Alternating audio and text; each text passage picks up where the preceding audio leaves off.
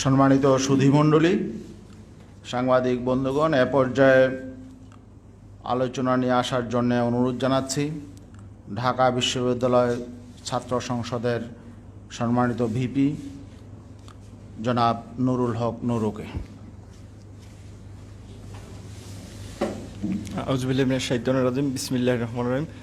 উপস্থিত দেশের গণ্যমান্য আলেম ওলামা এবং ইসলামী রাজনৈতিক নেতৃবৃন্দ সহ যারা উপস্থিত আছেন প্রত্যেকে আমার সালাম, আসসালামু আলাইকুম।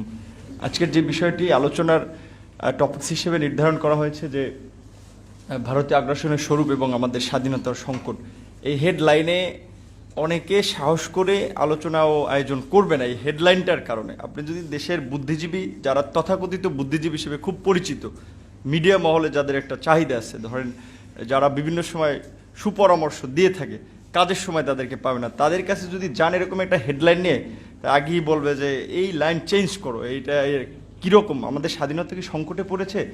তারা বুঝে, কিন্তু তাদের ব্যক্তির উপর একটা আঘাত আসতে পারে, এ কারণে তারা অনেক সময় এগুলো নিয়ে কথা বলতে চায় না, একটু চেপে যায়, অনেক বড় বড় কথা বলে, কিন্তু পরিস্থিতির কারণে অনেকে আবার চায় না যে কারো রোষানলে পড়বে, সে কারণে একটু চেপে যায়। আর বিশেষ করে বর্তমানে বাংলাদেশে আপনি আওয়ামী লীগ বা সরকারে যারাই থাকে, এর আগেও যারা ছিল, সরকারের বিরুদ্ধে কথা বলা যতটা সহজ, তার চেয়ে ভারতের বিরুদ্ধে কথা বলাটা তার চেয়ে কঠিন। এটা সবচেয়ে ভুক্তভোগী আমরা। আপনারা জানেন কিছুদিন আগে ডিসেম্বরে ভারতে যখন এনআরসি সিএ, যেটা ন্যাশনাল রেজিস্টার অফ নাগরিকদের নাগরিক পুঞ্জি যেটা করতে চাইলো, সেটা নিয়ে ওখানে যখন ওখানকার মানুষই তো হিন্দু, বৌদ্ধ, জৈন, খ্রিস্টান সবাই আন্দোলন করলো যে না, এইটা কেন হবে, এই ভারতবর্ষে সবাই তাদের নাগরিক। তো সেখানে আমরা দেখলাম যে ভারতের স্বরাষ্ট্রমন্ত্রী ছিল, বিজেপির প্রধান অমিত শাহ, সংসদে দাঁড়িয়ে বললেন যে 1 কোটি অবৈধ মুসলিম অভিবাসী এরা বাংলাদেশে, এটা একটা দেশের সার্বভৌমত্বের প্রতি আঘাত। আমরা যদি ওই সময় প্রতিবাদ না করতাম বা আমরা দেশের মধ্যে প্রতিক্রিয়া না দেখাতাম, তাহলে তারা রোহিঙ্গাদের মতো আরও 1 কোটি বাংলাদেশে ওই মুসলিম, পশ্চিমবঙ্গের মুসলিমদের এখানে চাপিয়ে দেওয়ার একটা প্ল্যান করেছিল। কিন্তু আমাদের সরকার থেকে একটা আনুষ্ঠানিক প্রতিবাদ জানানো হয়নি। আমরা ঢাকা বিশ্ববিদ্যালয় থেকে আন্দোলন করেছিলাম এবং আমি ছাত্রলীগের বিরুদ্ধে অনেক আন্দোলন করেছি, ওইভাবে এরকম ঝামেলা হয়নি। এনআরসি সিএ নিয়ে আন্দোলন করলাম। দেখেন, ডাকসু, ঢাকা বিশ্ববিদ্যালয় একটা প্রাতিষ্ঠানিক জায়গা, ছাত্রদের একটা আনুষ্ঠানিক প্ল্যাটফর্ম, এবং এদেশের রাজনীতিতে ডাকসুর একটা গুরুত্বপূর্ণ ভূমিকা ছিল। সেখানে ক্যামেরা ছিল, প্রকাশ্য দিবালোকে 24টা ছেলেকে আহত করেছিল, হামলা করেছিল, এবং সুন্দরভাবে যে ঘটনাগুলো, মারা হামলা টামলার পরে যেখানে সিসিটিভি ছিল, হার্ড ডিস্ক আবার সেফলি সরাই দিছে। এটি কি সরকারের বা ছাত্রলীগের কোনো ঘটনা ছিল? না, এই ঘটনার সাথে আমরা বলছি যে ভারতীয় গোয়েন্দা সংস্থা ইনফ্লুয়েন্স ছিল, যে এটা নিয়ে বাংলাদেশে প্রতিবাদ করা যাবে না। এবং এই ধরনের ঘটনাগুলো, যেটা আমার পূর্বের একজন বক্তা বলেছেন, সম্ভবত মুসলিম লীগের সাবেক নেতা, উনি বলেছেন যে বাংলাদেশের মিডিয়াতেও, কিংবা আমি শুধু মিডিয়া বলবো না, বিভিন্ন সেক্টরে তারা ভারতের লোক কিনা সেটা আমি জানি না, তবে ভারতের স্বার্থ আদায় অসংখ্য মানুষ কাজ করে। আপনি চিন্তা করবেন না, তারা খায় দায় বাংলাদেশে, কিন্তু সবসময় চিন্তা করে ভারতের চিন্তা ভাবনা, এটা বাস্তবে রয়েছে। কিন্তু আমরা আজকে দেখেন, এই করোনাকালীন সময় যেখানে সারা বিশ্বের মানুষ একটা বাঁচা মরা নিয়ে শঙ্কায় পড়ে গিয়েছিল, সবাই আল্লাহর কাছে মাপ চাইতে শুরু করছিল। সরকারের মন্ত্রী টন্ত্রী, সচিব টচিব ব্রিফিংয়ে দেখেন নাই, সবাই বলছে যে সবাই যার যার সৃষ্টিকর্তার কাছেও প্রার্থনা করেন। অন্যান্য সময় এত কথা বলে না। এমপি মন্ত্রীদের সংসদে দাঁড়ানোর আগে বিসমিল্লাহ, আল্লাহু আকবার, আলহামদুলিল্লাহ অনেকবার ইনশাল্লাহ বলা শুরু করছে। আমার মনে হচ্ছে যে এটা একটা মহামারী চলে আসছে। এটা আমাদেরই তো, যে মুসলিম সে তো ধরেন ধর্মকর্ম নিয়মিত পালন না করলে কিছু বেসিক বিষয় তো জানে, যে যত বালা মুসিবত মানুষের তো হাতের কামাই, তা তো বুঝতে পারছে। কিন্তু এই সময়ে দেখেন, বাংলাদেশে আমরা বাংলাদেশের গণমাধ্যমে দেখি যে সীমান্ত দিয়ে পাগল পাঠাচ্ছে। এখানে পাগল কেমনে আসলো? এখানে তো তাদেরকে পাঠানো হয়েছে সুন্দরভাবে, যে কোনো একটা প্রক্রিয়ার মধ্যে দিয়ে। পাগল না তারা গোয়েন্দা, সেটা তো আমি আপনি জানি না।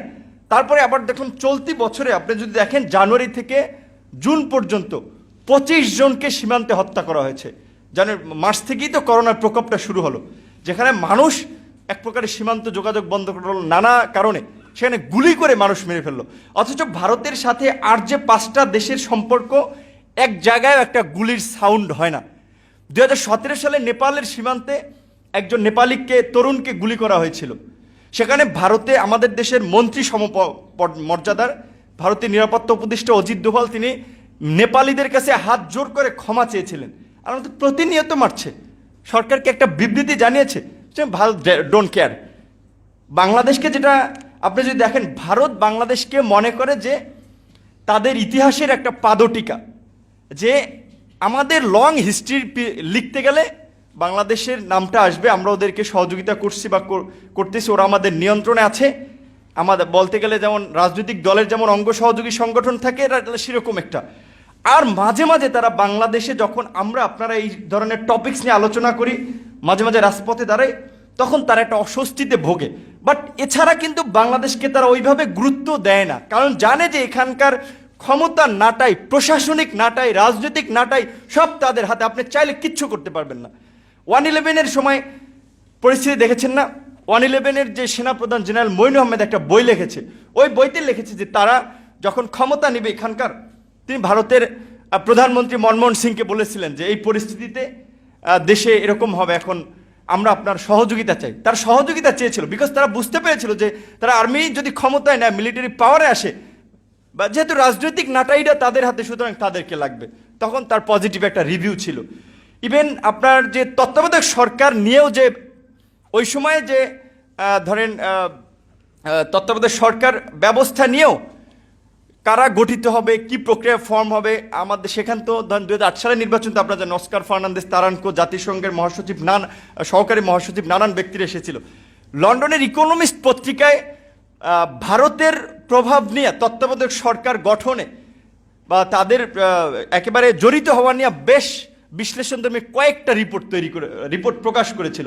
তার মানে যে ওই তত্ত্বাবধায়ক সরকার গঠন প্রক্রিয়ায় ভারতের সেখানে একেবারেই ডাইরেক্ট ইন্টারফেয়ার ছিল।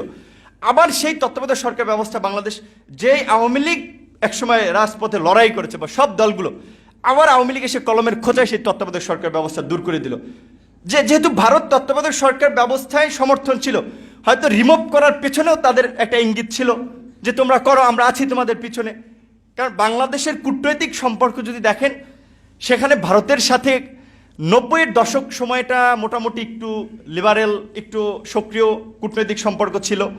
বাট এর আগে যদি বঙ্গবন্ধু হত্যার পরে বা বঙ্গবন্ধুর স্বাধীনতার পরে, যেখানে একজন বক্তা বলেছিলেন না, বঙ্গবন্ধু প্রথম এয়ারপোর্টে নেমেই হাত মিলেন আগে বলেছিলেন তোমার সৈন্যদেরকে আমার দেশ থেকে কবে নেবা। কারণ বঙ্গবন্ধু বুঝতে পেরেছিলেন যে তার রাজনীতি তো 2 দিনের রাজনীতি না, এই অনেক আগে থেকে রাজনীতি করে তিনি বুঝতে পেরেছিলেন যে আমার দেশকে নিরাপদ করতে হলে, আমার দেশকে বিদেশি আধিপত্য মুক্ত করতে হবে, ভারতের সৈন্যরা যেহেতু দেশে ঢুকে পড়েছে তাদেরকে বের করে নিতে হবে।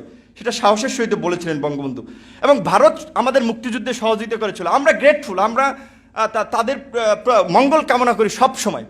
কিন্তু তার মানে তো এই না যে তারা আমাদেরকে সীমান্তে মারবে, বর্ষার সময় ফারাক্কা ব্যারেজের গেট খুলে প্রতি বছর ডুবিয়ে মারবে, আর আমরা বলতে থাকবো ভারতের সাথে আমাদের রক্তের সম্পর্ক, ভারতের সাথে আমাদের রাখির বন্ধনের সম্পর্ক।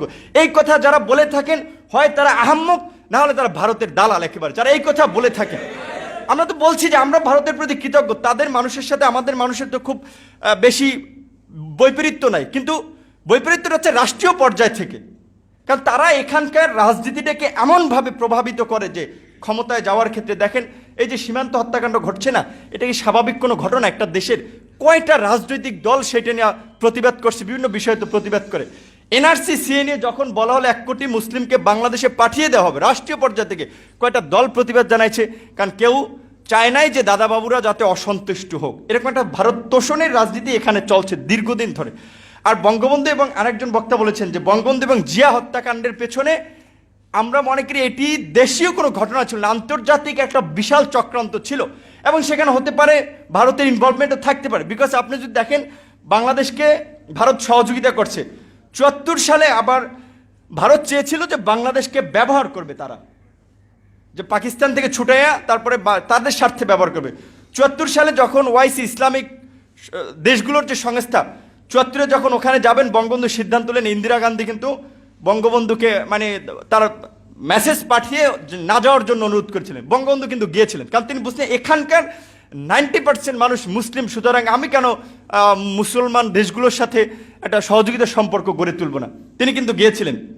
তারপর 74-এ স্থল সীমান্ত চুক্তি নিয়ে, পানি বন্টনের স্বল্পমেয়াদী চুক্তি নিয়ে ভারতের সাথে কিন্তু একটা অসন্তোষ তৈরি হয়েছিল। 74 সালে ওই সময় যে ভারতীয় গোয়েন্দা সংস্থা, যে রয়ের প্রধান, বাংলাদেশে এসে বঙ্গবন্ধুকে সতর্ক করেছিল যে আপনার উপরে প্রাণনাশের হামলা হতে পারে। বঙ্গবন্ধু খুব সাধারণ মানুষ ছিলেন, একেবারে সবাইকে ভালোবাসতেন। তিনি ভাবতে পারেননি যে তার যারা রাজনীতি করে সবই তো তার শিষ্য সার্গিত, তিনি ভাবতে পারেননি যে তারা তার বুকে গুলি চালাবে। তিনি বলেছিলেন না, ওরা আমার ছেলের মতো, ওরা এই কাজ করবে না, যখন এটা করেছিলেন। অ্যান্ড কেউ কেউ বলে ভারতের সতর্ক করেছিল, যদি সতর্ক করে তাহলে তারা তার প্রিভেনশনে ব্যবস্থা নিবে যাতে বঙ্গবন্ধু হত্যাকাণ্ড না ঘটে। অনেকের ধারণা, রাজনৈতিক বিশ্লেষকদের, হয় তিনি বঙ্গবন্ধুকে একটা সতর্কতা করেছিলেন অথবা বঙ্গবন্ধুকে এক প্রকারের হুমকি দিয়েছিলেন যাতে বঙ্গবন্ধু ভারতের উপরে আবার ডিপেন্ডেবল হয়, যে আমাকে বাঁচাও, সেভ করার জন্য ভারতের সাহায্য চাই। সেটা তো বঙ্গবন্ধু তাদেরকে বলেন নাই যে না তোমরা আমাকে রক্ষা করো দলে, সেটা বঙ্গবন্ধু বলেন নাই, কারণ তার আস্থা ছিল যে তার দেশের জনগণ তার বুকে গুলি চালাবে না। তো সে কারণে অনেকের ধারণা যে সেই ঘটনায় ভারতেরও সংশ্লিষ্টতা থাকতে পারে। শুধু আমরা সেটা একটা আন্তর্জাতিক তদন্ত কমিটি করার মাধ্যমে জিয়াউর রহমান এবং বঙ্গবন্ধু হত্যাকাণ্ডের আমরা বিচার দাবি করি। বাংলাদেশের স্বাধীনতার সার্বভৌমত্বের স্বার্থে এটা প্রয়োজন, কারণ আজকে রাজনৈতিকভাবে একদল আরেকদলকে দোষারোপ করলে এর সমাধান হবে না। এবং জিয়াউর রহমান এবং বঙ্গবন্ধু দুজনই একেবারে দেশপ্রেমিক মানুষ ছিলেন। যেমন যখন ওই সময় ধরেন ৭৫-এর পরে যখন আওয়ামী লীগ ভারতের সাথে সম্পর্কটা একটু টানপোড়েন, তখন কিন্তু জিয়াউর রহমানের উদ্যোগে যে সার্ক গঠিত হয়েছিল, দক্ষিণ এশিয়ার আঞ্চলিক সহযোগী সংস্থা, সেখানে বাংলাদেশ একটা ভূমিকা পালন করেছিল। হয়তো ভারত তো সবসময় চেয়েছিল তাদের প্রতিদ্বন্দ্বী চিরশত্রু পাকিস্তান, চীন, তাদের সাথে একটা খারাপ সম্পর্ক রাখার জন্য। আমাদের তো সবার সাথেই সুসম্পর্ক দরকার, যেটা বঙ্গবন্ধু ওই সময় পররাষ্ট্র নীতি যে সময় ঠিক করেছিলেন যে কারোর সাথে বৈরিতা না, সকলের সাথে বন্ধুত্ব। কিন্তু সেটার বাস্তব চিত্র যেটা বলেছে আমরা বর্তমানে বঙ্গবন্ধু কন্যা মাননীয় প্রধানমন্ত্রীর কাছ থেকে দেখি না, বরঞ্চ তিনি যখন বাংলাদেশে প্রেস কনফারেন্সে করে বলে যে ভারতকে যা দিয়েছি তা সারা জীবন মনে রাখবে, সেটা জাতি হিসেবে আমাদেরকে খুব হতাশ করে। এবং আমাদের দেশের প্রধানমন্ত্রী যখন এই কথা বলে তখন আমাদেরকে ক্ষুব্ধ করে। আপনারা দেখেছেন যে কিছুদিন আগে যে পেজ নিয়ে যে একটা কাণ্ড হলো, আমরা তাদের পুজোর ইলিশ পাঠালাম এক জাহাজ, তারপরের দিনই তারা পেঁয়াজ দেওয়া বন্ধ করে দিল।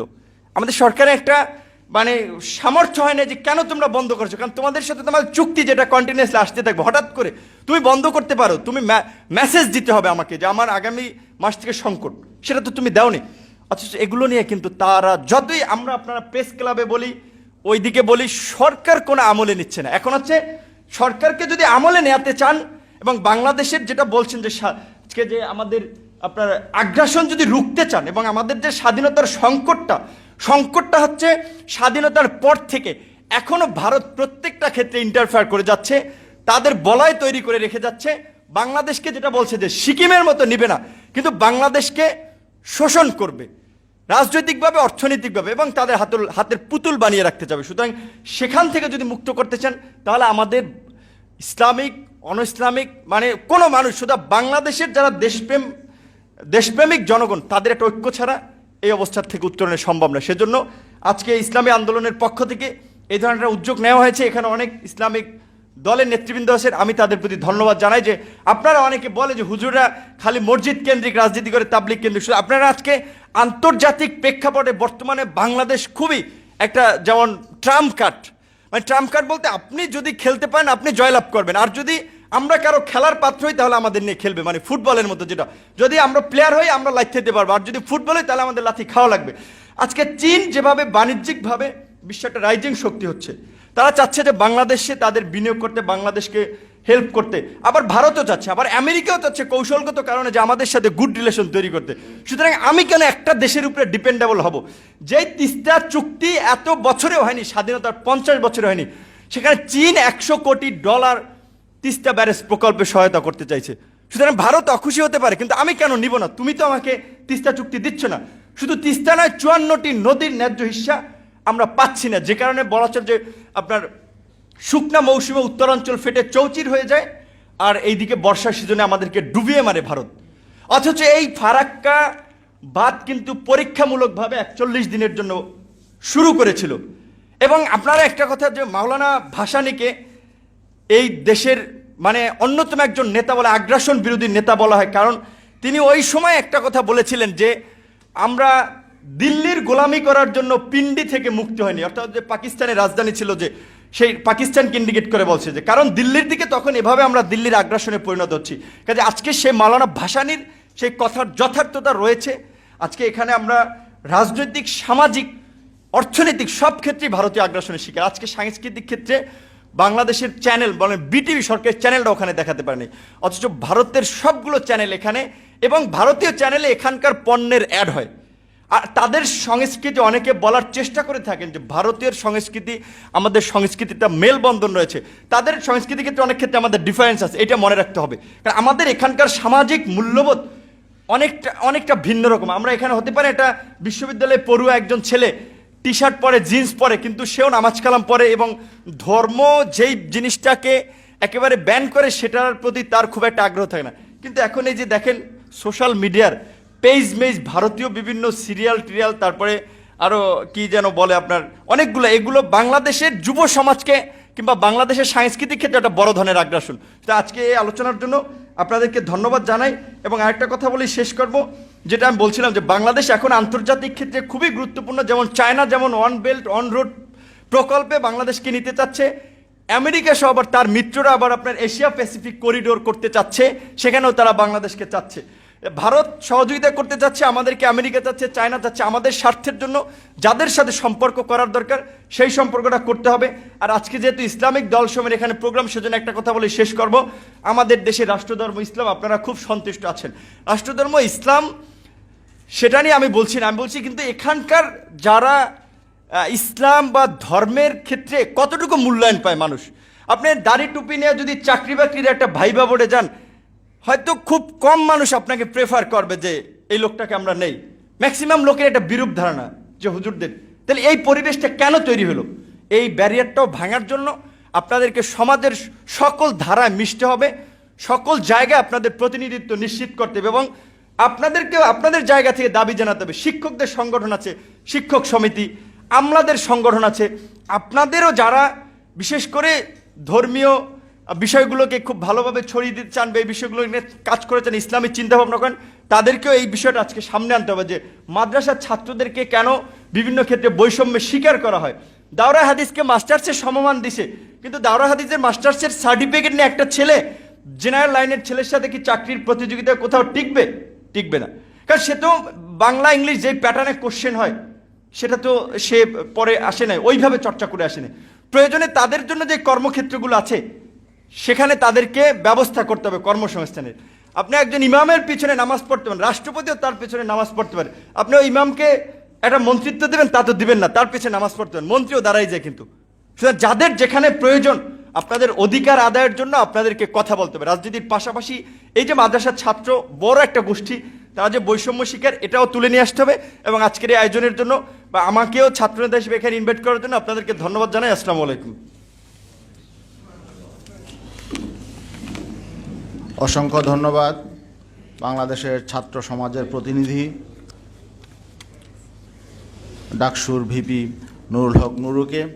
একটি বিষয়ে বলা প্রয়োজন, আসলে ভারতের যে কোনো আগ্রাসন, যে কোনো অন্যায়ের বিরুদ্ধে কিন্তু ইসলামী আন্দোলন বাংলাদেশ সবসময় রাজপথে অবতীর্ণ হয়েছিল।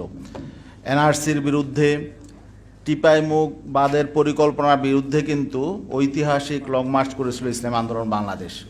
এনআরসি সিএ এর বিরুদ্ধে রাজপথে অবতীর্ণ হয়েছিল ইসলামী আন্দোলন বাংলাদেশ। ইভেন যখন বঙ্গবন্ধুর জন্ম শতবার্ষিকী উদযাপনের অনুষ্ঠানে নরেন্দ্র মোদীকে দাওয়াত করা হয়েছিল, সেটারও তীব্র প্রতিবাদে কিন্তু মাঠে ময়দানে অবতীর্ণ হয়েছিল ইসলামী আন্দোলন বাংলাদেশ। যাই হোক, ইসলামী আন্দোলন বাংলাদেশ কিন্তু এই মানে ভারত জুজুতে কোনো রাজনৈতিক কর্মসূচি থেকে নিবৃত থাকে না, বরং যেটা যখন বলা প্রয়োজন সেটা সাহসের সাথে বলার চেষ্টা করে, জনগণকে সচেতন করার চেষ্টা করে। আজকের এই সেমিনারও তারই একটা ধারাবাহিকতা।